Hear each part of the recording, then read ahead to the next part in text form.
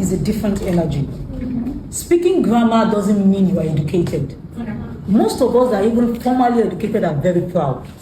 Because it is only pride that will make us think because we went to school, you are actually educated.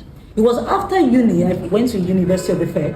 After University, I realized I was not educated. I went to school to pass the bar exam, and I realized that when it comes to real life situation, I am not educated. So I had to start reading, start putting myself in informal setting that leads to proper education. So it comes down to, what do you define as education? Is it speaking English? You don't need to speak English to be educated. You can hire people that can speak English. I have people who cannot put one sentence together, but I'm their lawyer. So I go ahead and do the English speaking. But when I sit with them, I know that they are more educated than me because of their life experiences and their exposure. So this Olodo pricing thing and all of this, it takes pride to even drop people's name and call it and tag them as Olodo simply because they are not in our own understanding. In whole, I would just say we educated, so-called educated people should drop that pride we have in us that makes us feel we are educated and really ask, what is making this person make money? It's an energy. Money, if somebody is constantly attracting money, there's a wisdom there that we don't have. And to me, that's education.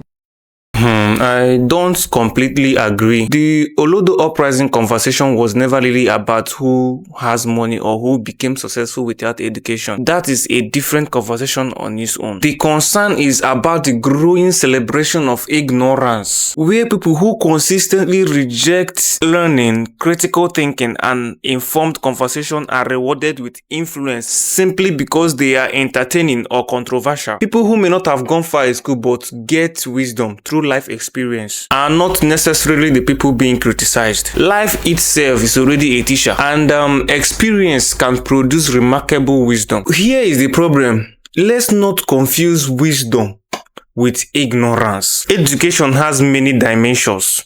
Formal schooling is one.